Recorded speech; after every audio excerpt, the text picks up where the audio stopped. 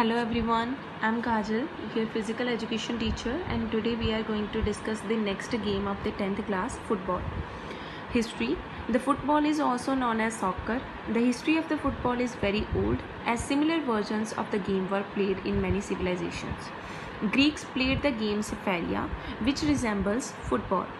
There was tough fight to snatch the ball from the opponents and reach toward the opponent end line. Roman people also played, and that is known as the calcio, in which they used legs to make the ball to go toward the opponent end line. And Chinese people also played suchu, in which the bladder, means the leather field, was kicked by the legs. The modern versions of the game came from England in 1848, when first match was played between the two local teams. Federation Internationale de Football Association (FIFA), you may have heard about this association, was formed in 1904, which regulates the rules and development of the football. The football became official event in Olympic Games in 1908 from London after demonstration game in 1900 and 1904 Olympics. It is very popular game among the Europeans, Latin Americans, Asians and African countries. FIFA has more than 200 nations as its members. In India, the Britishers brought this game, and the first Indian federation, the Indian Football Association, was founded in 1893 but did not have a single Indian on its board, later named as All India Football Federation.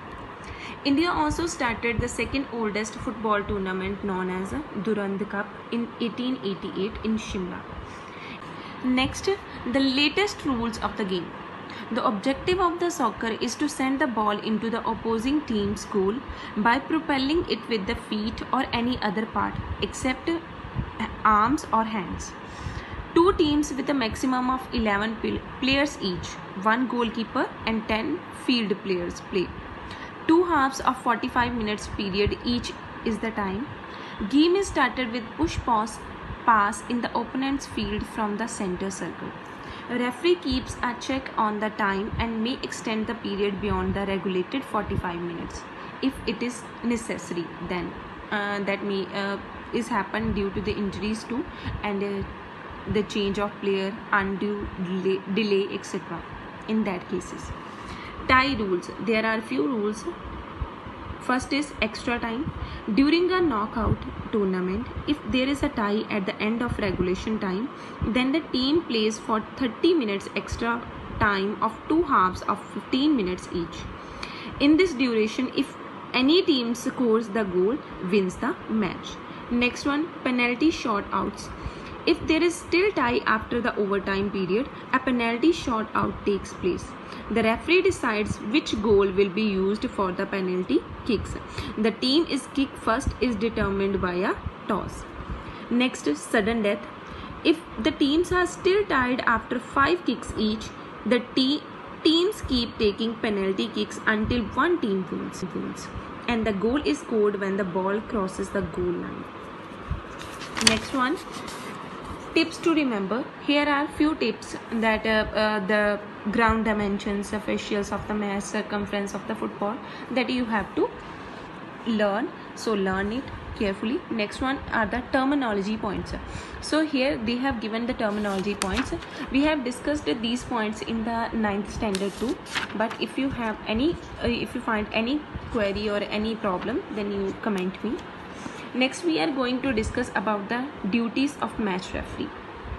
Match referee is an official responsible for the conduct of game under the rules and regulations. His decision shall be final for the result of a match.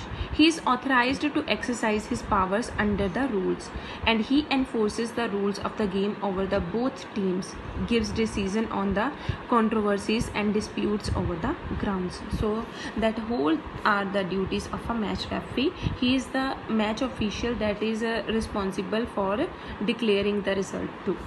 Next is duties of assistant referee. There are two assistant referee or lineman. linesmen. They assist or help the match referee during the game. Their duties are to indicate match referee by the various signals like ball is out of play, which team to get a corner kick or throw in or goal kick or offside. They are equipped with the flags. Next, duties of a captain. He represents the team to decide the toss, make strategies of the team in the field. He decides the team members and their position. He guides the team actions in the playing field like which player to take throw in, corner kick, penalty kick, etc. So captain also encourages team members to play better, checks the conduct of the team members in playing field. Here few skills have given. Fundamental skills of football: kicking or shooting.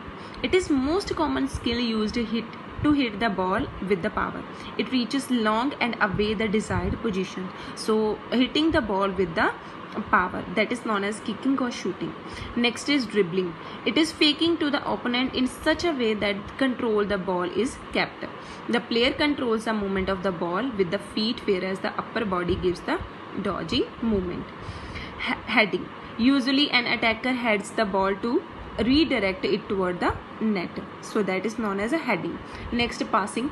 In the ball is passed on teammate who is close, so that is known as passing, to pass the ball to its teammate. Throwing. This skill is used to throw the ball back for the play from the side or touch line. Tackling. It is taking the ball possession from the opponent with sliding, many times trapping the ball with the head, chest, foot, etc. Trapping.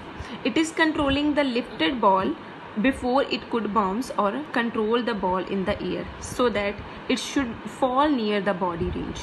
Corner kick. This skill is used to kick the ball from the corner, so that is known as corner kick. So see, and these are few fundamental skills in the football game. Here are the few important personalities, tournaments and the venues. They have given you the personality names, those have wins these awards, as well as the venues where these this game is played. So you have to go through and also learn it. So this was your game football. Hope you understood. Thank you very much.